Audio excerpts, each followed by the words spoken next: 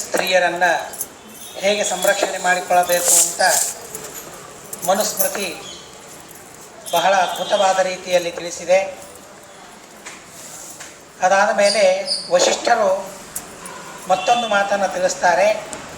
ಸ್ತ್ರೀಯರನ್ನು ಪರಿತ್ಯಾಗ ಮಾಡಿದ ಪುರುಷರಿಗೆ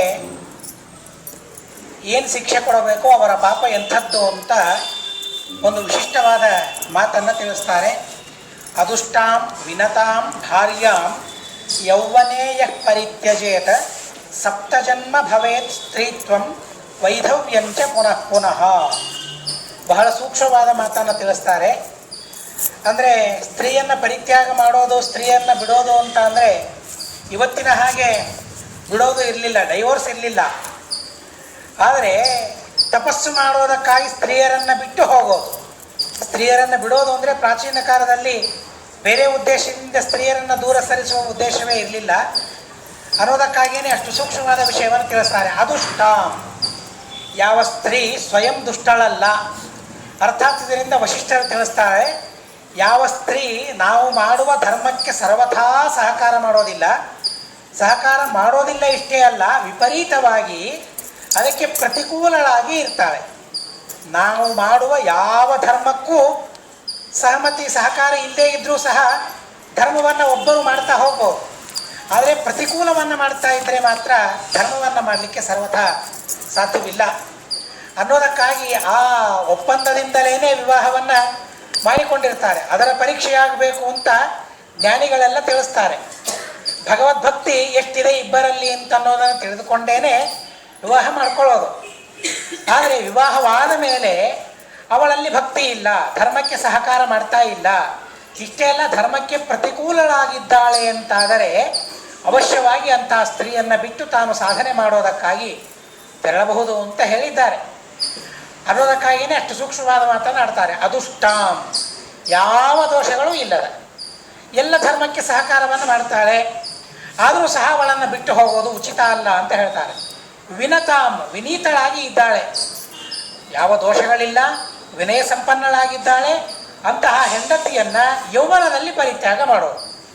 ವಾರ್ಧಕ್ಯ ಬಂದ ಮೇಲೆ ಮಕ್ಕಳಿಗೆ ಒಪ್ಪಿಸಿ ಅವನು ವನಕ್ಕೆ ತಪಸ್ಸಿಗಾಗಿ ಹೋಗಬಹುದು. ಎರಡೂ ತರಹದ ಧರ್ಮಗಳನ್ನು ಹೇಳಿದ್ದಾರೆ.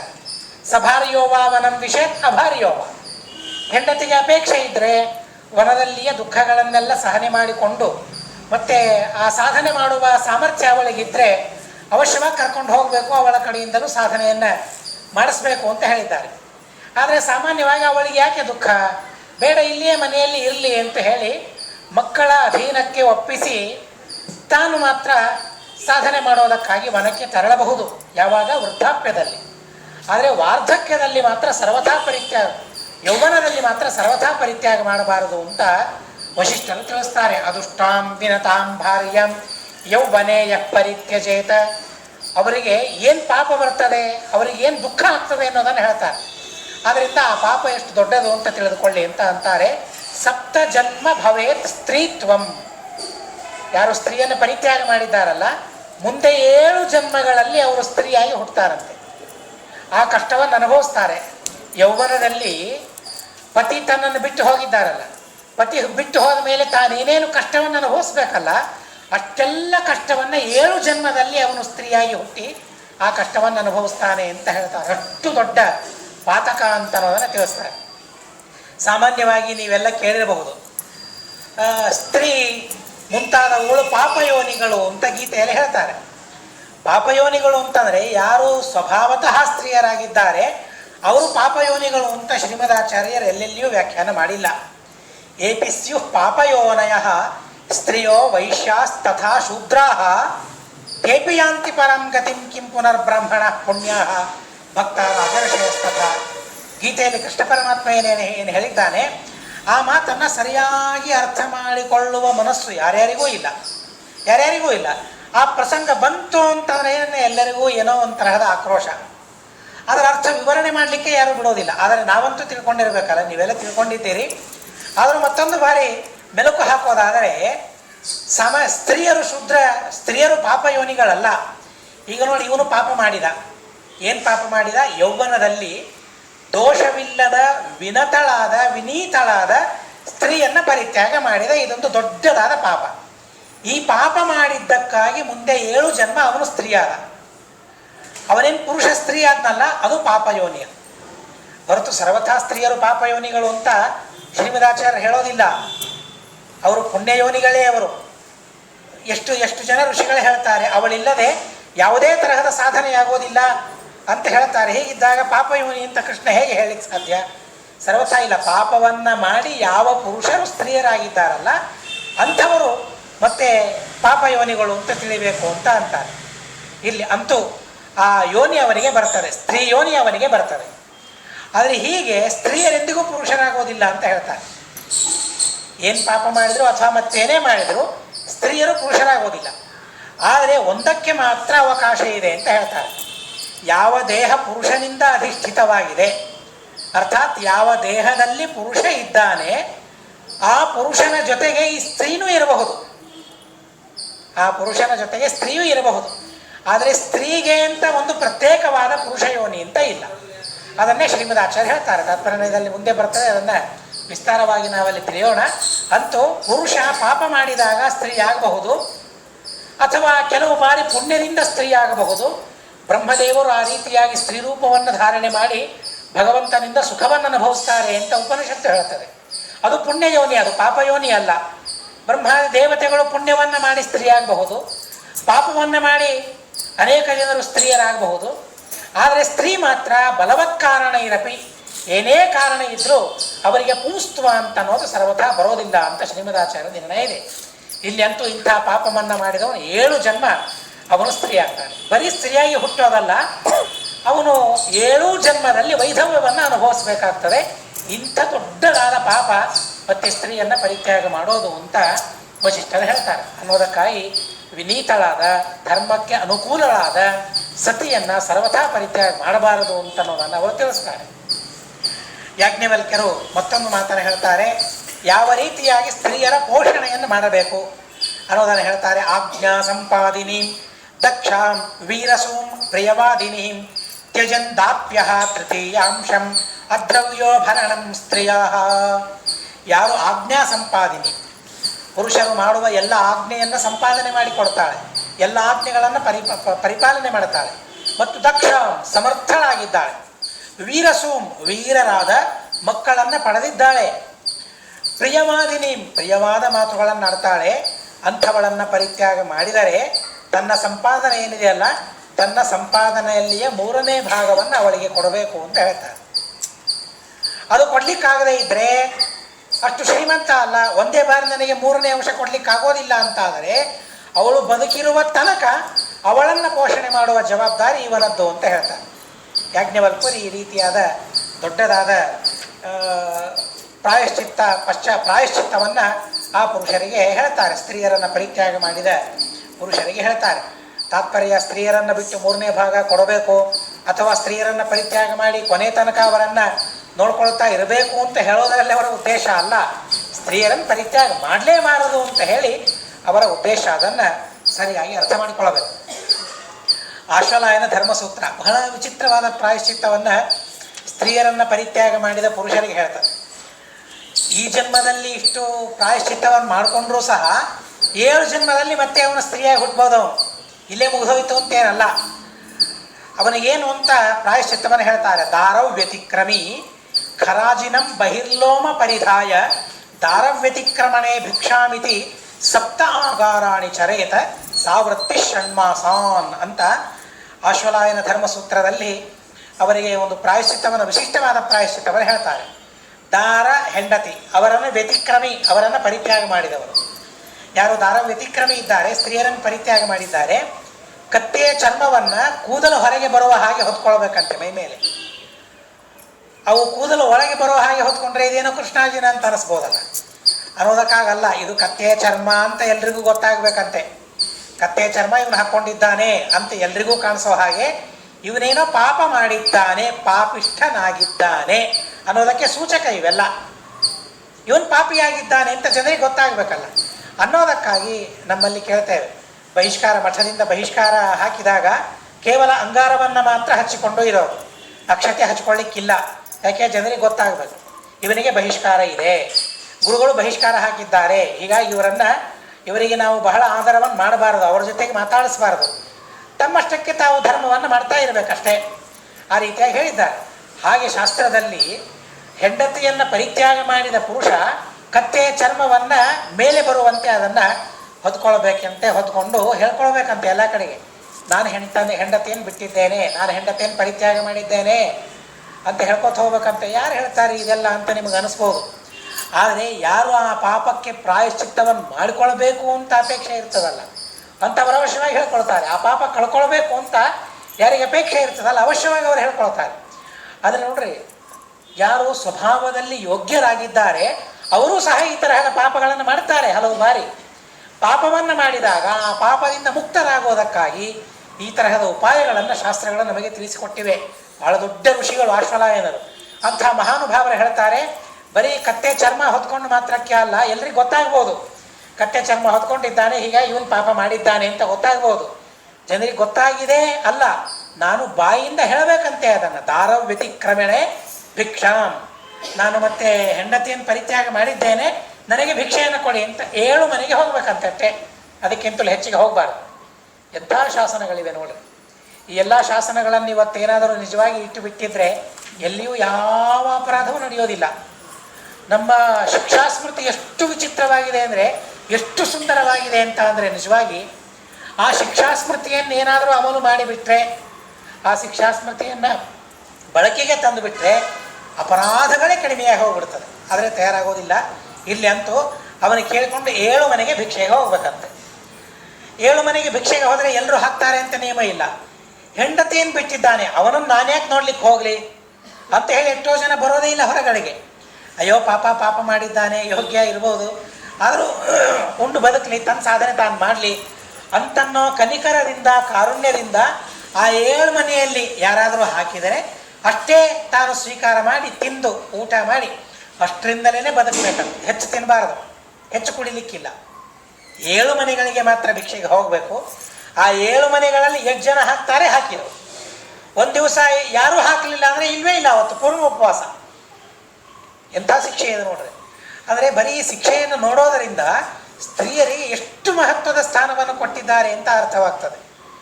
ಇದು ಯಾವುದು ಏನು ಹೇಳಿದ್ರು ಅರ್ಥ ಮಾಡ್ಕೊಳ್ಳಿಕ್ಕೆ ತಯಾರಾಗೋದಿಲ್ಲ ಜನ. ಅದು ಯಾಕೋ ಏನೋ ಗೊತ್ತಿಲ್ಲ, ಅದೇನು ದುರಾಗ್ರಹವೋ ಅಥವಾ ದುರಾಗ್ರಹವೇ ಪ್ರಶ್ನೆ ಏನು, ಮತ್ತೆ ಏನೂ ಪ್ರಶ್ನೆ ಇಲ್ಲ. ಅಂಥ ಉನ್ನತ ಸ್ಥಾನವನ್ನು ಮತ್ತೆ ಋಷಿಗಳು ಕೊಟ್ಟಿದ್ದಾರೆ. 7 ಮನೆಗೆ ಹೋಗಿ ಭಿಕ್ಷೆ ಬೇಡಬೇಕಂತೆ, ಕೊಟ್ಟರೆ ಊಟ ಇಲ್ಲ. ಹೀಗೆ 8 ದಿವಸ ಅಂದರೆ 6 ತಿಂಗಳ ತನಕ ಈ ರೀತಿಯಾದ ಪ್ರಾಯಶ್ಚಿತ್ತವನ್ನು ಮಾಡಿಕೊಳ್ಳಬೇಕಂತೆ. ಮುಗಿದೇ ಹೋಯ್ತು, 6 ತಿಂಗಳು ಇರಬೇಕಲ್ಲ, ಅವನು ಸಾಧನೆ ಮಾಡಲೇಬೇಕು ಅಂತ ಅವನಿಗೆ ಒಳಗೆ ಉತ್ಕಟವಾದ ಅಪೇಕ್ಷೆ ಇದ್ದರೆ ಅವನು ಬದುಕ್ತಾನೆ. ಇಲ್ಲ ಅಂತಂದರೆ 6 ತಿಂಗಳಲ್ಲಿ ಅವನ ಮರಣವೇ ಆಗಿ ಹೋಗ್ಬಿಡ್ತಾನೆ. ಇರಲಿ ಅಂತೂ ಈ ತರಹದ ಪ್ರಾಯಶ್ಚಿತ್ತವನ್ನು ಅವನಿಗೆ ಹೇಳ್ತಾರೆ. ಮನುಸ್ಮೃತಿಯಲ್ಲಿ ಮತ್ತೊಂದು ಸುಂದರವಾದ ಮಾತನ್ನು ತಿಳಿಸ್ತಾರೆ. ಕೆಲವೆಲ್ಲ ವಿಕ್ಷಿಪ್ತವಾಗಿ ಮಾತುಗಳಲ್ಲಿ ಬಂದಿದೆ. ಅಲ್ಲಿ ಹೇಳ್ತಾರೆ, ಕಾಮಮಾಮರಣಾತ್ತಿಷ್ಠೇತ ಗೃಹೇ ಕನ್ಯತ್ವಮತ್ಯಪಿ ನ ಚೈವೈನಾಂ ಪ್ರಯಚ್ಛೇತ್ತು ಗುಣಹೀನಾಯ ಕರ್ಹಿಚಿತ. ಮನುಸ್ಮೃತಿಯಲ್ಲಿ ಮನುಗಳು ಹೇಳ್ತಾರೆ, ಕಾಮಮಾಮರಣಾತ್ತಿಷ್ಠೆ ಗೃಹೇ ಕನ್ಯಾ ಋತುಮತಿಯಪಿ. ಸಾಮಾನ್ಯವಾಗಿ ಹಿಂದಿನ ಕಾಲದಲ್ಲಿ ಬಾಲ್ಯ ವಿವಾಹವನ್ನು ಮಾಡೋ ಎಲ್ಲ ಕಡೆಗೆ ಅದೇ ಸಂಪ್ರದಾಯ ಅಲ್ಲ. ನಾನು ಒಬ್ಬ ವಿಜ್ಞಾನಿಯ ಮಾತನ್ನು ಓದಿದ್ದೇನೆ ಭಾಷಾಂತರದಲ್ಲಿ. ಅವರು ಹೇಳ್ತಾರೆ, ಈ ಬಾಲ್ಯ ವಿವಾಹದ ಅದರಿಂದ ಆಗುವ ಲಾಭಗಳು, ಅದರ ಬಗ್ಗೆನೇ ಒಬ್ಬ ರಿಸರ್ಚ್ ಮಾಡಿ ಅದರ ಬಗ್ಗೆ ಬಹಳ ಸುಂದರವಾಗಿ ಉಪಪಾದನೆ ಮಾಡಿದ್ದಾರೆ. ಭಾರೀ ಬುದ್ಧಿವಂತರಾದ ಮಕ್ಕಳು, ಭಾರೀ ಸಮಾಜದ ಬಗ್ಗೆ ಕರುಣೆ ಕಳಕಳಿ ಇರುವ ಸಂತಾನ ಆ ಬಾಲ್ಯ ವಿವಾಹ ಆದವರಿಗಾಗ್ತದೆ ಅಂತ ಅವನು ರಿಸರ್ಚ್ ಮಾಡಿ ಅವನು ಬರೆದಿದ್ದಾನೆ. ಆದರೆ ಅದನ್ನು ಹೊರಗೆ ಹಾಕಲಿಕ್ಕೆ ಪೂರ್ಣ ಹೊರಗೆ ಹಾಕಲಿಕ್ಕೆ ಅವನು ತಯಾರಿಲ್ಲ. ಅವನಿಗೂ ಒಳಗಡೆಗೆ ಭಯ ಇದೆ, ಭಯದಿಂದಲೇ ಅದನ್ನು ಬರೆದಿದ್ದಾನೆ. ಅದನ್ನು ಅಲ್ಲಿ ಉದಾಹರಣೆ ಮಾಡಿದ್ದಾರೆ. ನಿಜವಾಗಿ ನಾನು ಹೀಗೇನೋ ಮಾಡಿದ್ದೇನೆ ನಿಜ, ಆದರೆ ಇದರಿಂದ ನನಗೆ ಯಾವ ರೀತಿಯಾಗಿ ಭಯ ಆಗ್ತದೆ ನನಗೆ ಗೊತ್ತಿಲ್ಲ ಅಂತಲೂ ಅವನು ಬರ್ಕೊಂಡಿದ್ದಾನೆ. ಇಲ್ಲಿ ಅಂತೂ ಅಂಥ ಲಾಭಗಳು ಅದರಿಂದ ಇದೆ, ಇಲ್ಲ ಅಂತ ಅಲ್ಲ. ಋಷಿಗಳು ಹೇಳಿದ್ದಾರೆ ಅಂತಂದ ಮೇಲೆ ಅದರಲ್ಲಿ ಯಾವುದಾದ್ರೂ ಕೇಳಿರ್ಲಿಕ್ಕೆ ಸಾಧ್ಯವಿದೆಯಾ? ಸಾಧ್ಯವಿಲ್ಲ. ಇಲ್ಲಿ ಅಂತೂ ಆ ಪ್ರಸಂಗ ಆವಾಗ ಇತ್ತು. ಋತುಮತಿಯಾದ ಮೇಲೆ ಕನ್ಯಾದಾನ ಮಾಡ್ತಾನೆ ಅಂತಂದರೆ ಅದೊಂದು ದೊಡ್ಡ ಅಪರಾಧ ಅಂತ ಪರಿಗಣನೆ ಮಾಡ್ತಾ ಇದ್ರು. ಋತುಮತಿಯಾದ ಮೇಲೆ 3 ತಿಂಗಳಿನ ತನಕ ತಂದೆ ತಾಯಿಗಳಿಗೆ ಅಧಿಕಾರವಂತೆ. ಅಷ್ಟರಲ್ಲಿ ವಿವಾಹ ಮಾಡಿ ಕೊಡಲಿಲ್ಲ ಅಂತ ಆದರೆ ಆ ಕನ್ಯಾ ಯಾರು ವಿಷ್ಣು ಭಕ್ತರಿದ್ದಾರೆ ಅಂತ ಅನ್ನೋದನ್ನು ತಾನೇ ಆರಿಸಿಕೊಂಡು ಅವರ ಜೊತೆಗೆ ವಿವಾಹ ಮಾಡಿಕೊಳ್ಳಿಕ್ಕೆ ಅಧಿಕಾರವನ್ನು ಆ ಸ್ತ್ರೀಗೆ ಕೊಟ್ಟಿದ್ದಾರೆ. ಇಲ್ಲಿ ಅದನ್ನು ವಿಚಾರ ಮಾಡೋದೇನಿದೆಯಲ್ಲ ಬಹಳ ಸೂಕ್ಷ್ಮ. ಅವ್ರಿಗೆ ವಿಚಾರ ಮಾಡಲಿಕ್ಕೆ ಆಗ್ತದೋ ಬಿಡ್ತದೋ. ಹಿಂದಿನ ಕಾಲಕ್ಕೆ ವಾತಾವರಣವೆಲ್ಲ ಹಾಗೇ ಇರ್ತಾ ಇತ್ತು, ಧಾರ್ಮಿಕವಾದ ವಾತಾವರಣ ಮನೆಯಲ್ಲಿ ಇರ್ತಾ ಇತ್ತು ಅಂತ ಅನ್ನೋದಕ್ಕಾಗಿ ಆ ತರಹದ ಅಧಿಕಾರ ಕೊಟ್ಟಿದ್ದಾರೆ. ಈಗ ಹಾಗೆಲ್ಲ ಮಾಡ್ಲಿಕ್ಕೆ ಆಗೋದಿಲ್ಲ.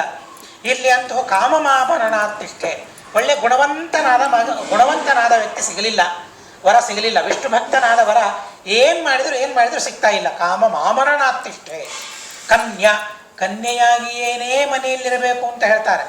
ಗುಣವಂತನಾದ ವ್ಯಕ್ತಿ ಸಿಗಲಿಲ್ಲ, ವಿಷ್ಣು ಭಕ್ತನಾದ ಪತಿ ಸಿಗಲಿಲ್ಲ, ವರ ಸಿಗಲಿಲ್ಲ ಅಂತಾದರೆ ಗೃಹೇ ಕನ್ಯತ್ವಮತ್ಯಪಿ, ಎಲ್ಲಿ ತನಕ ಆಮರಣ. ಆದರೆ ನಚ ಏವ ಏನಾಂ ಪ್ರಯಚ್ಛೇತ್ತು ಗುಣಹೀನಾಯಕರು ಇದ್ದಾಳೆ ಅಂತ ಹೇಳಿ ಗುಣಹೀನರಾದ. ಗುಣ ಅಂದರೆ ಏನು? ಮೊಟ್ಟ ಮೊದಲಿನ ಗುಣ ವಿಷ್ಣು ಭಕ್ತಿ. ಎಲ್ಲಿಯೇ ಹೋದರು ಆ ವಿಷ್ಣು ಭಕ್ತಿ ಮುಂತಾದ ಗುಣಗಳಿಂದ ಯಾರು ಹೀನರಾಗಿದ್ದಾರಲ್ಲ ಅಂಥವರಿಗೆ ಮಾತ್ರ ಸರ್ವಥಾ ಕೊಡಬಾರದು ಅಂತ ಅನ್ನೋ ನಿಷ್ಠೆಯನ್ನು ಮನುಸ್ಮೃತಿಗಳು ಬಹಳ ವಿಚಿತ್ರವಾದ ರೀತಿಯಲ್ಲಿ ತಿಳಿಸ್ತಾರೆ. ಹೀಗೆ ಬಹಳ ಅದ್ಭುತವಾದ ಧರ್ಮಗಳನ್ನು ತಿಳಿಸ್ತಾ ಸತಿಪತಿಯರಲ್ಲಿ ಪುಣ್ಯ ಪಾಪ, ನೀವು ಸಾಕಷ್ಟು ಕಡೆಗೆ ಅದನ್ನು ಕೇಳಿದ್ದೀರಿ. ಗಂಡ ಮಾಡಿದ ಪುಣ್ಯಕರ್ಮಗಳೇನಿದೆಯಲ್ಲ ಅದರಲ್ಲಿ ಅರ್ಧ ಹೆಂಡತಿಗೆ ಬರ್ತದೆ. ಹೆಂಡತಿ ಮಾಡಿದ ಕರ್ಮದಲ್ಲಿ ಎಳ್ಳಷ್ಟು ಮತ್ತೆ ಗಂಡನಿಗೆ ಬರೋದಿಲ್ಲ ಅಂತ ನಾವು ಕೇಳಿದ್ದೇವೆ. ಶಾತಾತಪರು ಒಬ್ಬ ಋಷಿಗಳು, ಶಾತಾತಪ ಅಂತ ಒಬ್ಬ ಋಷಿಗಳು, ಆ ಋಷಿಗಳು ತಾವು ಬರೆದ ಸ್ಮೃತಿಯಲ್ಲಿ ತಿಳಿಸ್ತಾರೆ, ಪತಿ ಪುಣ್ಯಾರ್ಧ ಭಾಕ್ ನಾರಿ ನಹಿ ಪತ್ಯಘ ಭಾಗ ಭಾಗ್ ನ ಪತ್ನಿ ಪುಣ್ಯ ಭಾಗ್ ಭರ್ತ ಭವೇತ್ ಪಾಪಾರ್ಧ ಭಾಗ್ ಭವೇತ್ ಭರ್ತೃಭ್ಯ ಸಕಲಂ ಧರ್ಮಂ ಶೃಣ್ವಂತಿ ಪತಿವ್ರತಾ. ಪತಿಯ ಪುಣ್ಯದಲ್ಲಿ ಅರ್ಧ ಏನಿದೆಯಲ್ಲ ಆ ಅರ್ಧವನ್ನು ಭಾಕ್ ಪಡಿತಾಳೆ ಅಂತ ಯಾರು? ನಾರಿ. ಆದರೆ ಪುಣ್ಯ ಪಡಿತಾಳೆ ಎಂದ ಮಾತ್ರಕ್ಕೆ ಪತಿ ಮಾಡಿದ ಪಾಪದಲ್ಲಿಯೂ ಅರ್ಧ ಪಾಲು ಅಂತ ತಿಳಿದುಕೊಳ್ಬೇಡ್ರಿ.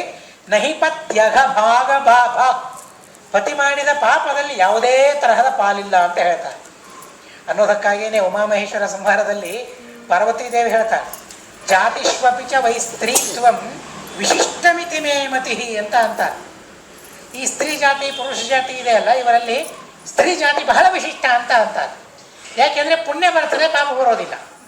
ಆದರೆ ಪುರುಷ ಜಾತಿಯಲ್ಲಿ ಹಾಗಲ್ಲ, ಪುಣ್ಯ ಬರೋದಿಲ್ಲ, ಪಾಪ ಬರ್ತದೆ ಅನ್ನೋದಕ್ಕಾಗಿ ಶಾಸನೆಯನ್ನು ಮಾಡ್ತಾ ಇರಬೇಕಿದೆ. ಕಾರಣಕ್ಕಾಗತ್ತೆ ದಾರಿ ತಪ್ಪಬಾರದು ಅಂತನ್ನೋದಕ್ಕಾಗಿ ಶಿಕ್ಷೆಯ ಹೊರತಾಗಿ ಬೇರೆ ಯಾವ ಉದ್ದೇಶದಿಂದಲೂ ಅಲ್ಲ.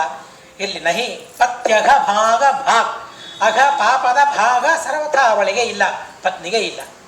ನಹಿ ಪತ್ನಿ ಪುಣ್ಯ ಭಾಗ್ ಭರ್ತ, ಹೆಂಡತಿ ಏನಾದರೂ ಪುಣ್ಯವನ್ನು ಮಾಡಿದರೆ ಆ ಪುಣ್ಯದಲ್ಲಿ ಇವನಿಗೇನು ಭಾಗ ಇಲ್ಲ.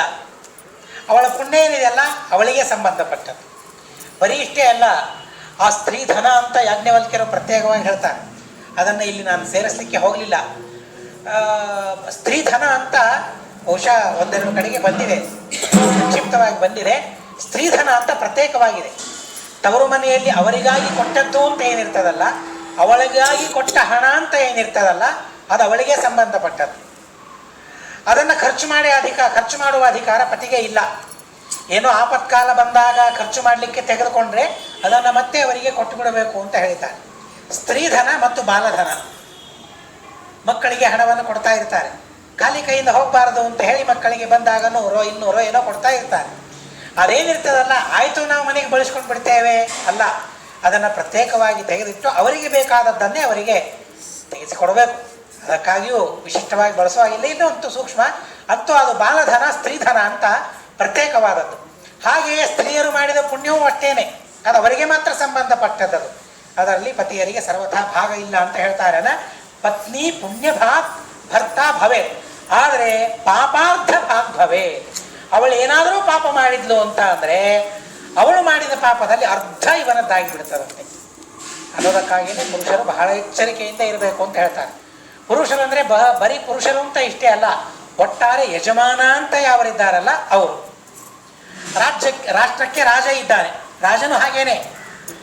ರಾಜ್ಯದಲ್ಲಿ ಪ್ರಜರೇನು ಪಾಪ ಮಾಡಿರ್ತಾರಲ್ಲ, ಆ ಪಾಪ ರಾಜನಿಗೆ ನಿಜವಾಗಿ ಹೋಗ್ತದೆ. ಆದರೆ ಪ್ರಜರು ಮಾಡಿದ ಪುಣ್ಯ ಏನಿರ್ತದಲ್ಲ ಆ ಪುಣ್ಯ ಬರೋದಿಲ್ಲ ವಿಶಿಷ್ಟವಾಗಿ ಇಲ್ಲಿ. ಅನ್ನೋದಕ್ಕಾಗಿ ಯಜಮಾನ ಅವನಿಗೆ ಶಿಕ್ಷೆ ಕೊಡುವ ಅಧಿಕಾರ. ಯಾಕೆಂದರೆ ನೀನು ತಪ್ಪು ಮಾಡಿದರೆ ಅದು ನನಗೂ ಬರ್ತದೆ, ಅಪರಾಧ ನನಗೂ ಅಂಟಿಕೊಳ್ಳುತ್ತದೆ ಅನ್ನೋದಕ್ಕಾಗಿ ತಪ್ಪು ಮಾಡೋದು ಬೇಡ ಅಂತ ಅನ್ನೋ ಉದ್ದೇಶದಿಂದ ಮಾತ್ರ ಶಿಕ್ಷೆ. ಇಲ್ಲಿ ಅಂತೂ ಪಾಪ ಪುಣ್ಯದ ವ್ಯವಸ್ಥೆ ಸ್ತ್ರೀ ಪುರುಷರಲ್ಲಿ ಈ ರೀತಿಯಾಗಿದೆ ಅಂತ ಅನ್ನೋದನ್ನು ಹೇಳಿದ್ದಾರೆ. ಅದನ್ನೇ ಪುರಂದರದಾಸರು ಬಹಳ ಅದ್ಭುತವಾದ ರೀತಿಯಲ್ಲಿ ಅನುವಾದ ಮಾಡ್ತಾರೆ. ಗಂಡ ಮಾಡಿದ ಪಾಪ ಹೆಂಡತಿಗೆ ಇಲ್ಲ, ಹೆಂಡತಿ ಮಾಡಿದ ಪಾಪ ಗಂಡಗೆ ಉಂಟು, ಹೆಂಡತಿ ಮಾಡಿದ ಪುಣ್ಯ ಗಂಡನಿಗೆ ಇಲ್ಲ, ಗಂಡ ಮಾಡಿದ ಪುಣ್ಯ ಹೆಂಡತಿಗೆ ಉಂಟು. ನೋಡಿ ಹೇಗೆ ಸಮನ್ವಯ ಮಾಡ್ತಾರೆ ಅಂತ ಅಂದರೆ ಪುರಂದರದಾಸರು. ಇದಕ್ಕಾಗೇನೆ ಅವರು ಕವಿಗಳು, ನಾವು ಕಪಿಗಳು. ಅವರಂತಾರೆ ಜೀವನ ಭೇದ ನೀನೇ ಉದ್ಧರಿಸಯ್ಯ ಪುರಂದರ ವಿಠಲ. ಇವ್ರ ಅವ್ರಿಗೆ ಬರ್ತದೆ, ಅವ್ರಿಗೂ ಬರೋದಿಲ್ಲ. ಪುರುಷರು ಮಾಡಿದ ಪುಣ್ಯ ಸ್ತ್ರೀಯರಿಗೆ ಬರ್ತದೆ, ಆದರೆ ಸ್ತ್ರೀಯರು ಮಾಡಿದ ಪಾಪ ಮಾತ್ರ ಪುರುಷರಿಗೆ ಬರೋದಿಲ್ಲ ಅಂತಂದರೆ ಆ ಜೀವನಲ್ಲಿ ಭೇದ ಇರಲೇಬೇಕಲ್ಲ. ಅದಕ್ಕೆ ಸಮನ್ವಯ ಮಾಡಿಬಿಡ್ತಾರೆ. ಮತ್ತೆ ಈ ಭೇದವನ್ನು ಹುಟ್ಟಿಸಿದವನೇ ನೀನು, ಅನಾದಿ ಕಾಲದಿಂದ ಇರುವ ಭೇದವನ್ನು ನಿಯಮನೆ ಮಾಡುವವ ನೀನು ಭಗವಂತ ಪುರಂದರ ವಿಠಲ. ಏನು ವಿಚಿತ್ರ ನಿನ್ನ ನಿಯಮನ ಅಂತ ಹೇಳಿ ಮತ್ತೆ ಕೊನೆಗೆ ಆ ಪರಮಾತ್ಮನಿಗೆ ಹಚ್ತಾರೆ. ಏನು ಲೋಕದಲ್ಲಿ ಅಥವಾ ಧರ್ಮಶಾಸ್ತ್ರದಲ್ಲಿ ಈ ತರಹದ ನಿಯಮಗಳಿವೆ ಅಲ್ಲ, ಆ ನಿಯಮವನ್ನು ಕೊನೆಗೆ ದೇವರಿಗೆ ಹಚ್ಚಿ ಸಂತೋಷ ಪಡೋದಾಗಲಿ ಅಥವಾ ಭಕ್ತಿಯನ್ನು ಮಾಡೋದಾಗಲಿ ಸಾಧನೆ ಮಾಡೋದಾಗಲಿ ಏನಿದೆಯಲ್ಲ ಅದನ್ನು ದಾಸರು ನಮಗೆ ಕಲಿಸ್ತಾರೆ. ಈ ರೀತಿಯಾಗಿ ಅವರಿಬ್ಬರ ಮತ್ತೆ ವ್ಯವಸ್ಥೆ, ಪುಣ್ಯ ಪಾಪದ ವ್ಯವಸ್ಥೆ ಇದೆ ಅಂತ ಅನ್ನೋದನ್ನು ತಿಳಿಸ್ತಾರೆ. ಪ್ರಯಾಗದಲ್ಲಿ ವೇಣಿದಾನ ನಿಜವಾಗಿ ಬಹಳ ಅದ್ಭುತವಾಗಿರತಕ್ಕಂತಹ ಪ್ರಸಂಗ. ಅದು ವಿಚಿತ್ರ ಅಂತ ಅಂದರೆ ಒಬ್ಬ ವ್ಯಕ್ತಿ, ನಾರಾಯಣ ಭಟ್ಟ ಒಬ್ಬ ವ್ಯಕ್ತಿ ಶ್ರಾದ್ದದ ಪುಸ್ತಕದಲ್ಲಿ ಇವುಗಳನ್ನು ಉಲ್ಲೇಖ ಮಾಡ್ತಾರೆ. ಶ್ರಾದ್ದ ಅಂದರೆ ಎಲ್ಲೆಲ್ಲಿ ಮಾಡಬೇಕು, ಕಾಶಿ, ಗಯಾ, ಪ್ರಯಾಗ ಇತ್ಯಾದಿಗಳನ್ನು ಹೇಳ್ತಾ ಹೋಗಿ ಮತ್ತೆ ತೀರ್ಥಯಾತ್ರೆಗೆ ಹೋಗಬೇಕಲ್ಲ, ತೀರ್ಥಯಾತ್ರೆಗೆ ಹೋಗಬೇಕು ಅಂತ ಅನ್ನೋದೇನಿದೆಯಲ್ಲ ಅದು ಎರಡಿದೆ. ಒಂದು ಶ್ರಾದ್ದ ಮಾಡುವ ಉದ್ದೇಶದಿಂದ, ಅದೇ ಪ್ರಧಾನವಾದ ಉದ್ದೇಶ. ಶ್ರಾದ್ದ ಮಾಡೋದೇನೆ ಪ್ರಧಾನವಾದ ಉದ್ದೇಶ. ಹೀಗಾಗಿ ಶ್ರಾದ್ದ ಮಾಡ್ತಾ ಮಾಡ್ತಾ ಎಲ್ಲ ತೀರ್ಥಗಳಿಗೆ ಹೋಗ್ತಾ ಪ್ರಯಾಗಕ್ಕೆ ಹೋದಾಗ ಅಲ್ಲಿ ವೇಣಿದಾನವನ್ನು ಸ್ತ್ರೀಯರು ಮಾಡಬೇಕು, ಬಹಳ ದೊಡ್ಡದಾದ ಧರ್ಮ ಅಂತ ಅನ್ನೋದನ್ನು ಮತ್ತೆ ಶಾಸ್ತ್ರಗಳಲ್ಲಿ ತಿಳಿಸಿದ್ದಾರೆ. ತತ್ರ ಪ್ರಯಾಗೆ ನ ಉನ್ಮುಕ್ತ ಕೇಶವಪನಂ ಕಿಂತು ವೇಣೀಂ ಕೃತ್ವ ಕುಂಕುಮಾದಿ ದ್ರವ್ಯಾಲಂಕೃತ ಭರ್ತಾರಂ ನಮಸ್ಕೃತ್ಯ ತದನುಜ್ಞಾತ ವಾಪಯೇ. ಸುಂದರವಾದ ನಿಯಮವನ್ನು ಹೇಳ್ತಾರೆ. ಹೇಗಾದರೂ ವೇಣಿದಾನ ಮಾಡೋದಿದೆಯಲ್ಲ ಅಂತ ಹೇಳಿ ಅಲ್ಲಿಯೂ ಸಹ ವೇಣಿದಾನ ಮಾಡುವಾಗ ಕೂದಲುಗಳನ್ನು ಬಿಚ್ಚಿ ವೇಣಿದಾನ ಮಾಡೋದಲ್ಲ. ನಮಗೆ ಅಲ್ಲಿ ತಿಳಿಸ್ತಾರೆ, ನಾವು ಉನ್ಮುಕ್ತ ಕೇಶವಪನಂ, ಉನ್ಮುಕ್ತವಾದ ಕೇಶಗಳನ್ನು ಉನ್ಮುಕ್ತ ಮಾಡಿಕೊಂಡು, ಅರ್ಥಾತ್ ಕೇಶಗಳನ್ನು ಬಿಚ್ಚಿಕೊಂಡು ವೇಣಿದಾನವನ್ನು ಮಾಡೋದಲ್ಲ. ಕಿಂತು ವೇಣೀಂ ಕೃತ್ವ, ಏನು ಹೆಸರೇನಿದೆ ನೋಡಿ ಅಂತ ಅಂತಾರೆ, ವೇಣಿದಾನ. ಕಿಂತು ವೇಣಿಯನ್ನು ಹೆಣ್ಕೊಳ್ಬೇಕು ಅಂತ ಅಂತಾರೆ. ವೇಣಿ ಅಂದರೆ ಹೆಣೆದಿರುವ ಆ ಒಂದು ಅವಸ್ಥೆ ಏನಿದೆಯಲ್ಲ ಜಡೆ, ಅದಕ್ಕೆ ವೇಣಿ ಅಂತ ಕರೀತಾರೆ. ಹಾಗೆ ವೇಣಿಯನ್ನು ಹೆಣೆದುಕೊಂಡು, ಜಡೆಯನ್ನು ಹೆಣೆದುಕೊಂಡು ಕುಂಕುಮಾದಿ ದ್ರವ್ಯಾಲಂಕೃತ, ಎಲ್ಲ ಪ್ರತಿನಿತ್ಯದ ಅಲಂಕಾರಗಳೇನಿದೆಯಲ್ಲ ಎಲ್ಲ ಅಲಂಕಾರಗಳನ್ನು ಹಾಕಿಕೊಂಡು ಗಂಡನಿಗೆ ನಮಸ್ಕಾರ ಮಾಡಿ ಅನುಜ್ಞೆಯನ್ನು ಪಡೆದುಕೊಳ್ಬೇಕಂತೆ. ಅನುಜ್ಞೆಯನ್ನು ಪಡೆದುಕೊಂಡು ಆ ವೇಣಿದಾನವನ್ನು ಮಾಡಬೇಕು. ತಾಂಚ ವೇಣಿ ಮಂಜಲೋ ನಿಧಾಯ, ಕೈಯಲ್ಲಿ ತೆಗೆದುಕೊಂಡು ಮುಂದೆ ಹೇಳ್ತಾರೆ ಆ ವೇಣಿಯನ್ನು ಬಿದಿರಿನ ಬುಟ್ಟಿಯಲ್ಲಿ ಹಾಕಬೇಕಂತೆ. ಸಾಕ್ಷಾತ್ತಾಗಿ ಕೈಯಲ್ಲಿ ತೆಗೆದುಕೊಂಡು ಬಿದಿರಿನ ಬುಟ್ಟಿಯಲ್ಲಿ ಹಾಕಿ ಮತ್ತೆ ಪ್ರಾರ್ಥನೆ ಮಾಡಬೇಕಂತೆ. ವೇಣ್ಯಾಂ ವೇಣಿ ಪ್ರದಾನೇನ ಸರ್ವಂ ಪಾಪಂ ವ್ಯಮೋಹತು ಜನ್ಮಾಂತರೇಶ್ವಪಿ ಸದಾ ಸೌಭಾಗ್ಯಂ ಮಮ ವರ್ತತಾಂ. ತಾಂಚ ವೇಣಿ ಮಂಜಲೋ ನಿಧಾಯ ತತ್ರ ಯಥಾಶಕ್ತಿ ಕೃತಾಂ ಸ್ವರ್ಣಮಯೀಂ ವಾ ವೇಣಿಂ. ಆ ವೇಣುಮಯವಾದ ಬಿದಿರಿನ ಬುಟ್ಟಿಯೊಳಗೆ ಆ ಏನು 2 ಅಂಗುಲ ವೇಣಿಯನ್ನು, ಕೂದಲನ್ನು ತೆಗೆದಿರ್ತಾರೆ. ಆ ಕೂದಲನ್ನು ಇಟ್ಟು ಅದರ ಜೊತೆಗೆ ಮತ್ತೊಂದು ವೇಣಿಯನ್ನು ಅಲ್ಲಿ ಇಡಬೇಕಂತೆ. ಆ ಮತ್ತೊಂದು ವೇಣಿ ಹೇಗಿರಬೇಕು ಅಂದರೆ ಸ್ವರ್ಣದಿಂದ ಅಲಂಕೃತವಾದದ್ದಿರಬೇಕು. ಸ್ವರ್ಣಾಲಂಕೃತವಾದ ಪ್ರತ್ಯೇಕವಾದ ವೇಣಿಯನ್ನು ಒಂದು ಅದರಲ್ಲಿ ಇಟ್ಟು ಮುತ್ತು, ಹವಳ ಯಥಾಶಕ್ತಿ ತಮ್ಮ ಶಕ್ತಿಗೆ ಅನುಗುಣವಾಗಿ ಆದಿ ಅಂತ ಅಂದುಬಿಡ್ತಾರೆ. ನಿಮಗೆ ಎಷ್ಟೆಷ್ಟು ಶಕ್ತಿ ಇದೆ ಅಷ್ಟಷ್ಟು ಶುದ್ಧವಾದ ಎಲ್ಲ ಇಡಬೇಕು ಅಂತ ಹೇಳಿ ಆ ಉದ್ದೇಶದಿಂದ ಅಶುದ್ಧವಾದ ಪದಾರ್ಥಗಳನ್ನು ಒಯ್ಯೋದು ಬೇಡ. ಶಕ್ತಿ ಇದ್ದರೆ ಒಂದೇ ನಾವು ತೆಗೆದುಕೊಂಡು ಹೋಗೋಣ, ಅದು ಮುತ್ತೋ ಅಥವಾ ಹವಳವೋ. ನಮ್ಮ ಶಕ್ತಿಗೆ ಅನುಗುಣವಾಗಿ ಎಷ್ಟು ಸಾಧ್ಯವಾಗ್ತದೆ ಅಷ್ಟನ್ನು ಆ ಪಾತ್ರೆಯೊಳಗೆ ಇಟ್ಟು ಅದನ್ನು ತ್ರಿವೇಣಿ ಸಂಗಮದಲ್ಲಿ ಸಮರ್ಪಣೆ ಮಾಡಬೇಕು ಅಂತ ಅನ್ನೋದನ್ನು ಹೇಳ್ತಾರೆ. ಪ್ರಾರ್ಥನೆಯನ್ನು ಹೇಳ್ತಾರೆ, ವೇಣಿ ಪ್ರದಾನವನ್ನು ನಾನು ಮಾಡ್ತಾ ಇದ್ದೇನೆ, ಎಲ್ಲ ಪಾಪಗಳ ಪರಿಹಾರವಾಗಲಿ. ಜನ್ಮಾಂತರೇಶು ಅಪಿ, ಮುಂದೆ ನನಗೆ ಎಷ್ಟು ಜನ್ಮಗಳ ಬರ್ತದಲ್ಲ ಆ ಎಲ್ಲ ಜನ್ಮಗಳಲ್ಲಿಯೂ ಸಹ ನನ್ನ ಸೌಭಾಗ್ಯವನ್ನು ನೀನು ಬೆಳೆಸು ಅಂತ ಹೇಳಿ ಆ ತ್ರಿವೇಣಿಗೆ ಪ್ರಾರ್ಥನೆ ಮಾಡಿ ಆ ವೇಣಿ ಪ್ರದಾನವನ್ನು ಆ ನದಿಗೆ ಮಾಡಬೇಕು ಅಂತ ಹೇಳ್ತಾರೆ. ಈ ಸಂದರ್ಭದಲ್ಲಿ ಅವರೊಂದು ವಿಶೇಷವಾದ ಮಾತನ್ನು ತಿಳಿಸ್ತಾರೆ. ಈ ವೇಣಿದಾನ ಪ್ರಯಾಗಕ್ಕೆ ಹೋದಾಗಲೆಲ್ಲ ಅಲ್ಲ, ಏತಚ್ಚ ಪ್ರಥಮ ಯಾತ್ರಾಮೇವ ನ ಪ್ರತಿಯಾತ್ರಂ. ಪ್ರತಿ ಸಲ ಹೋದಾಗಲೆಲ್ಲ ವೇಣಿದಾನ ಅಲ್ಲ, ಮೊದಲು ಬಾರಿ ನಾವು ಅಲ್ಲಿಗೆ ಹೋದಾಗ ಮಾತ್ರ, ಪ್ರಥಮ ಯಾತ್ರೆಯಲ್ಲಿ ಮಾತ್ರ ವೇಣಿದಾನವನ್ನು ಈ ರೀತಿಯಾಗಿ ಮಾಡೋದು ಅಂತ ಅನ್ನೋದನ್ನು ತಿಳಿಸ್ತಾರೆ. ನ ಪ್ರತಿಯಾತ್ರಂ ಮಿತಿ ಎಲ್ಲಾದರೂ ಬಂದಿದೆಯಾ ಇದು? ಶಾಸ್ತ್ರದಲ್ಲಿ ಧರ್ಮಶಾಸ್ತ್ರದಲ್ಲಿ ಅಂತ ಅಂದರೆ ಅವರಂತಾರೆ ಸರ್ವಶಿಷ್ಟಾನಾಮಾಚಾರ ಇತಿ ಪ್ರಯೋಗ ಸೇತೋ ನಾರಾಯಣ ಭಟ್ಟ. ಪ್ರಯಾಗ ಸೇತು ಅಂತ ಒಂದು ಗ್ರಂಥ, ಆ ಪ್ರಯಾಗ ಸೇತು ಅಂತ ಅನ್ನೋ ಗ್ರಂಥದಲ್ಲಿ ನಾರಾಯಣ ಭಟ್ಟರು ಇದು ಸರ್ವಶಿಷ್ಟಾಚಾರ ಅಂತ ಹೇಳ್ತಾರೆ. ಒಬ್ಬರದ್ದು ಇಬ್ಬರದ್ದು ಅಲ್ಲ, ಎಲ್ಲ ಶಿಷ್ಟಾಚಾರ ಇದೇ ರೀತಿಯಾಗಿದೆ ಅಂತ ಅನ್ನೋದಕ್ಕಾಗಿ ಹೀಗೆ ಮಾಡಬೇಕು. ವೇಣಿದಾನ, ಇವತ್ತೆಲ್ಲ ವೇಣಿದಾನ ಮಾಡ್ತಾ ಇರ್ತಾರೆ ತಿರುಪತಿಯಲ್ಲಿ. ಆ ತರಹದ ವೇಣಿದಾನ ಸರ್ವಥಾ ಶಾಸ್ತ್ರ ಅನುಮೋದನೆ ಮಾಡೋದಿಲ್ಲ.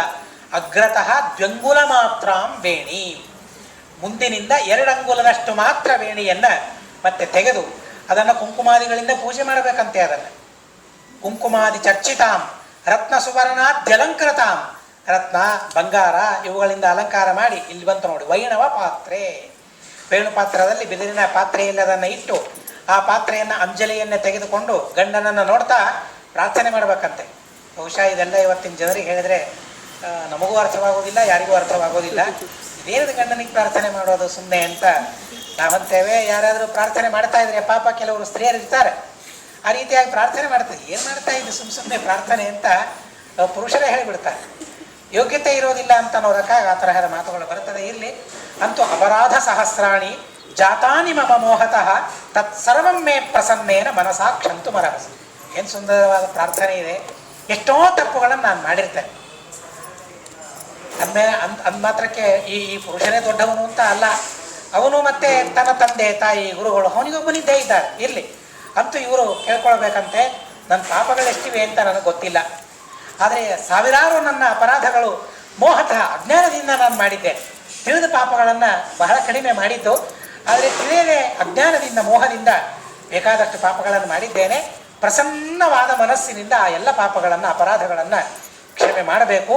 ತ್ವತ್ಪ್ರಸಾದಾನ್ ಮಯಾ ಭೋಗಾ ಸರ್ವೇ ಭುಕ್ತಾ ಸಹಸ್ರಶಃ ಆನೀತಾಸ್ಮಿನ್ ಪ್ರಯಾಗಾಖ್ಯೇ ತೀರ್ಥೆ ಕಾಮಫಲಪ್ರದೈ. ಪ್ರಯಾಗ ಕ್ಷೇತ್ರಕ್ಕೆ ಅದ್ಭುತವಾದ ಪರಮ ಪವಿತ್ರವಾದ ಪುಣ್ಯಪ್ರದವಾದ ಈ ಕ್ಷೇತ್ರಕ್ಕೆ ನಾವು ಬಂದಿದ್ದೇವೆ ಅನ್ನೋದಕ್ಕಾಗಿ ನಿಮ್ಮ ಅನುಗ್ರಹದಿಂದ ಎಲ್ಲ ಭೋಗಗಳನ್ನು ನಾವು ಅನುಭವಿಸಿದ್ದೇವೆ ಅನ್ನೋದಕ್ಕಾಗಿ ಈ ಪ್ರಯಾಗ ತೀರ್ಥದಲ್ಲಿ ಗಂಗಾ, ಯಮುನಾ, ಸರಸ್ವತಿ ಇವುಗಳ ಸಂಗಮ ಎಲ್ಲಿ ಆಗ್ತಾ ಇದೆ ಅದನ್ನು ವೇಣಿ ಅಂತ ಕರೀತಾರೆ. 3 ಸೇರೋದು, ಹೆರಳಿನಲ್ಲಿಯೂ ಹಾಗೇನೆ 3 ಭಾಗಗಳು ಸೇರೋದು ಅನ್ನೋದಕ್ಕಾಗಿ ಅದು ತ್ರಿವೇಣಿ. ಅದು ಗಂಗಾ, ಯಮುನಾ, ಸರಸ್ವತಿಯ ಸಂಗಮ ಸ್ಥಳ ಅದು ಅನ್ನೋದಕ್ಕಾಗಿಯೇ ಯಾವಾಗಲೂ ಉನ್ಮುಕ್ತ ಕೇಶರಾಗಿ ಇರಬಾರದು ಅನ್ನೋದನ್ನು ಹೇಳೋದು. ಆ ತ್ರಿವೇಣಿ ಸಂಗಮ ವೇಣೀಭೂತರಾಗಿಯೇ ಆ ಜಡೆ ಇರಬೇಕು ಅಂತ ತಿಳಿಸ್ತಾರೆ. ಇಲ್ಲಿ ತತ್ರ ವೇಣೀಂ ಪ್ರಯಚ್ಛಾಮಿ ಯದ್ಯಾಜ್ಞಾ ಸ್ವಾಮಿನೋ ಭವೆ. ನೀವು ಅನುಮತಿ ಕೊಟ್ಟರೆ ಮತ್ತೆ ವೇಣಿದಾನವನ್ನು ನಾನು ಮಾಡ್ತೇನೆ ಅಂತ ಹೇಳಿ ಅನುಮತಿಯನ್ನು ಪ್ರಾರ್ಥನೆ ಮಾಡಿದಾಗ ಹೇಗಾದರೂ ಕೇಳ್ತಾ ಇದ್ದಾರಲ್ಲ, ಬೇಡ ಅಂತ ಅನ್ನೋದಲ್ಲ. ಇತ್ಯುಕ್ತ ತಥೈವ ಕುರು, ಅನುಮತಿಯನ್ನು ಕೇಳಿದ್ದಾರೆ ಮಾತ್ರ ನಾನು ದೊಡ್ಡವನು, ನಾನು ಹೇಳಿದ್ರೆ ಮಾಡ್ತಾನೆ, ಇಲ್ಲದೆ ಹೋದರೆ ಇಲ್ಲ, ಇವೆಲ್ಲ ಅಹಂಕಾರ ಇಟ್ಕೊಂಡು ಮಾಡೋದಲ್ಲ. ಒಳ್ಳೆಯ ಕೆಲಸ ಮಾಡ್ತಾ ಇದ್ದಾರೆ, ಅದಕ್ಕೆ ಅನುಮತಿ ಕೊಡೋದರಿಂದಲೂ ಒಂದು ಪುಣ್ಯ ಇದೆ ಅನ್ನೋದಕ್ಕಾಗಿ ತಥೈವ ಕುರು, ಹಾಗೆ ಅವಶ್ಯವಾಗಿ ಆಗಲಿ ಭಗವಂತ, ಮತ್ತೆ ನಿನ್ನ ಅಪೇಕ್ಷೆಯನ್ನು ಪೂರ್ಣ ಮಾಡಲಿ ಅಂತ ಹೇಳಿ ಮತ್ತೆ ಆಜ್ಞೆಯನ್ನು ಕೊಟ್ಟ ಮೇಲೆ ಅದನ್ನು ಸ್ವೀಕಾರ ಮಾಡಿ ವೇಣ್ಯಾಂ ವೇಣಿ ಪ್ರದಾನೇನ ಜನ್ಮಾಂತರೇಶ್ವಪಿ ಸದಾ ಸೌಭಾಗ್ಯಂ ಮಮ ವರ್ಧತಾಂ ಅಂತನ್ನೋ ಮಂತ್ರವನ್ನಂದು ಮತ್ತೆ ತ್ರಿವೇಣಿ ಸಂಗಮದಲ್ಲಿ ಆ ವೇಣಿದಾನವನ್ನು ಮಾಡಬೇಕು ಅಂತ ಹೇಳ್ತಾರೆ. ತತಃ ಸ್ತ್ರೀ ಸ್ನಾತ್ವ ತ್ರಿವೇಣೀಂ ಪೂಜಯಿತ್ವ ತತ್ಪ್ರೀತಯೇ ನಾನಾ ಸೌಭಾಗ್ಯ ದ್ರವ್ಯ ವಸ್ತ್ರ ಕಂಚುಕ ಆಭರಣಾದಿಯುತಂ ವಂಶಪಾತ್ರಂ ದದ್ಯತ್. ಒಂದೊಂದು ಮಾತಿನಲ್ಲಿ ಒಂದೊಂದು ವಿಶೇಷ ಇದೆ. ಯದ್ಯಪಿ ಇವೆಲ್ಲ ವೇಣಿದಾನ ಮಾಡಬೇಕು ಅಂತಲೇ ಹೇಳಲಿಕ್ಕೆ ಹೊರಟ ಮಾತುಗಳು. ಸ್ನಾನ ಮಾಡಬೇಕು, ಸ್ನಾನ ಮಾಡಿ ತ್ರಿವೇಣಿಯ ಪೂಜೆಯನ್ನು ಮಾಡಬೇಕು, ಗಂಗಾ ಸಂಗಮದ ಪೂಜೆಯನ್ನು ಮಾಡಬೇಕು. ಅದರ ಪ್ರೀತಿಗಾಗಿ ನಾನಾ ವಿಧವಾದ ಸೌಭಾಗ್ಯ ದ್ರವ್ಯಗಳಿಂದ ಯುಕ್ತವಾದ ವಸ್ತ್ರ, ಕಂಚುಕ, ಆಭರಣಗಳು ಇವುಗಳಿಂದ ಯುಕ್ತವಾದ ವಂಶಪಾತ್ರವನ್ನು ಕೊಡಬೇಕು ಅಂತ ಹೇಳ್ತಾರೆ. ಅಲ್ಲಿಯೂ ಒಂದು ಪ್ರಾರ್ಥನೆ ಇದೆ, ವಂಶಪಾತ್ರಮಿದಂ ಶ್ರೇಷ್ಠಂ ವಂಶ ಸೌಭಾಗ್ಯ ವರ್ಧನಂ. ಯಾಕೆ ಈ ವಂಶಪಾತ್ರ ಕೊಡೋದು ಅಂತ ಅಂದರೆ, ವಂಶದಲ್ಲಿ ನಮ್ಮ ವಂಶ ಏನಿದೆಯಲ್ಲ, ವಂಶದಲ್ಲಿಯ ಸೌಭಾಗ್ಯವನ್ನು ಬೆಳೆಸುವಂತಹ ಪಾತ್ರ ಆ ವಂಶಪಾತ್ರ ಅನ್ನೋದಕ್ಕಾಗಿ ಅಂತಹ ಅದ್ಭುತವಾಗಿರತಕ್ಕಂತಹ ಪಾತ್ರೆಯನ್ನು ನಾನು ನಿನಗೆ ಕೊಡ್ತಾ ಇದ್ದೇನೆ. ದಾನಾನ ಉತ್ತಮಂ ದಾನಂ, ಆದ್ದರಿಂದಾಗಿ ಶಾಂತಿಂ ಪ್ರಯಚ್ಛಮೆ. ಶಾಂತಿ ಅಂದರೆ ಏನು? ಭಗವಂತನಲ್ಲಿ ಬುದ್ಧಿ ಅಂತ ಅರ್ಥ. ಶ್ರೀಮದಾಚಾರ್ಯ ಹೇಳ್ತಾರೆ, ಶಮೋ ಮನ್ನಿಷ್ಠತಾ ಬುದ್ಧೇ ಅಂತ ಹೇಳ್ತಾರೆ. ಹೀಗಾಗಿ ಗಂಗೆ ತ್ರಿವೇಣಿ ಸಂಗಮ ನಿನ್ನಲ್ಲಿ ದಾನ ಮಾಡ್ತಾ ಇದ್ದೇನೆ, ಗಂಗಾಜನಕನಾದ ಪರಮಾತ್ಮನಲ್ಲಿ ನನ್ನ ಬುದ್ಧಿಯನ್ನು ಬೆಳೆಸುವಂತ. ತತಃ ವೇಣಿದಾನ ಪೂರ್ಣತಾ ಸಿದ್ಧ್ಯರ್ಥಂ. ಒಂದು ದಾನ ಇದೆ ಅಂದರೆ ಆ ದಾನ ಪೂರ್ಣವಾಗಬೇಕು ಅಂದರೆ ಮತ್ತೊಂದು ಕರ್ಮವನ್ನು ಮಾಡಬೇಕು ಅಂತ ಹೇಳ್ತಾರೆ. ಹೀಗಾಗಿ ಬ್ರಾಹ್ಮಣರಿಗೆ ದಕ್ಷಿಣೆಯನ್ನು ಕೊಡಬೇಕು. ಸುವಾಸನೆ ಸ್ತ್ರೀಯರಿಗೆ ಸೌಭಾಗ್ಯ ದ್ರವ್ಯ, ಕಂಚುಕ ಮುಂತಾದವುಗಳು ಇವುಗಳನ್ನು ಕೊಟ್ಟು ಅವರನ್ನು ಸಂತೋಷಪಡಿಸಬೇಕು ಅಂತ ಹೇಳ್ತಾರೆ. ಅಲ್ಲೇನೇ ಮತ್ತೊಂದು ಮಾತಿದೆ, ಏನೇನಿರಬೇಕು ಅದರಲ್ಲಿ ಅಂತ. ಸಿಂಧೂರ, 8 ಪದಾರ್ಥಗಳು ಸೌಭಾಗ್ಯ ದ್ರವ್ಯಗಳು ಅನಿವಾರ್ಯವಾಗಿ ಅಲ್ಲಿರಬೇಕು ಅಂತ ಹೇಳ್ತಾರೆ. ಸಿಂಧೂರ, ಕುಂಕುಮ, ಆಮೇಲೆ ತಾಂಬೂಲ, ಸಪೂಗಕಂ ತಾಂಬೂಲ, ಅಡಿಕೆ, ಕಂಠಸೂತ್ರ, ತಾಡಪತ್ರ ಕಿವಿಗೆ ಹಾಕ್ಕೊಳ್ಳೋ ಓಲೆಗಳು, ಹರಿದ್ರ ಮತ್ತು ಕಂಚುಕಿ. ಹೀಗೆ ಸೌಭಾಗ್ಯಪ್ರದವಾದ 8 ದ್ರವ್ಯಗಳು ಆ ವಂಶಪಾತ್ರದಲ್ಲಿ ಇರುವ ಹಾಗೆ ನೋಡಿಕೊಂಡು ಹೀಗೆ 16 ವಂಶಪಾತ್ರಗಳ ದಾನವನ್ನು ಮತ್ತು 16 ಜನ ಸುವಾಸಿನಿ ಸ್ತ್ರೀಯರಿಗೆ ಮಾಡಬೇಕು. ಇದರಿಂದ ಮಾಡಿದ ವೇಣಿದಾನ ಪರಿಪೂರ್ಣವಾಗ್ತದೆ ಅಂತನ್ನೋದನ್ನು ನಮಗೆ ಅನೇಕ ಧರ್ಮಶಾಸ್ತ್ರಗಳಲ್ಲಿ ತಿಳಿಸ್ತಾರೆ.